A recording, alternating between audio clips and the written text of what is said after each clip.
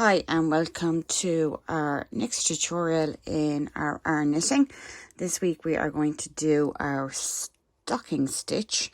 So on one side it is going to look flat and it's going to be our plain stitch or our knit stitch. And on the opposite side we're going to see what I've seen every week so far. It'll be our stole side. So we are just going to start off, and like every other tutorial so far, we are going to be doing a knit stitch. Made a mistake there.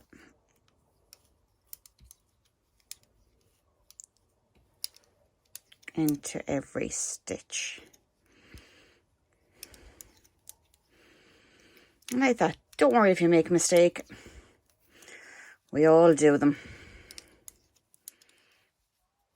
So this is going to be considered your right side of your garment.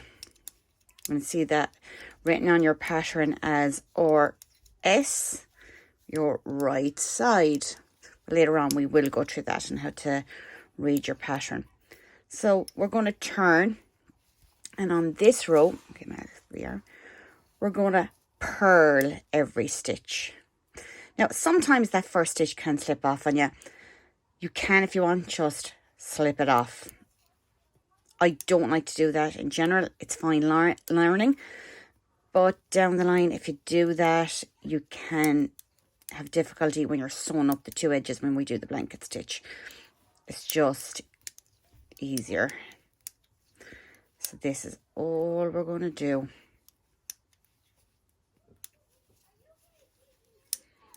Simple purl stitch, and we're going to repeat that every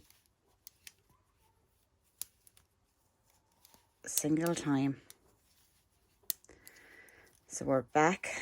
This is our wrong side. It's going to be written on your pattern as WS, or your wrong side.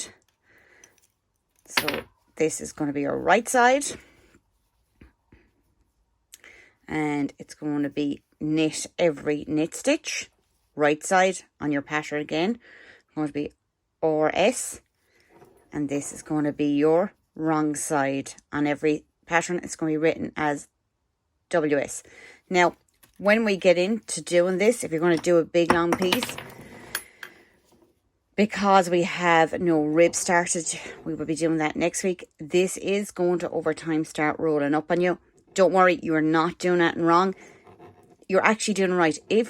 If I leave go there, you'll see it start to roll. If you're doing it right, it will start rolling. And it's just because you haven't added in your rib stitch, which we'll be doing next week.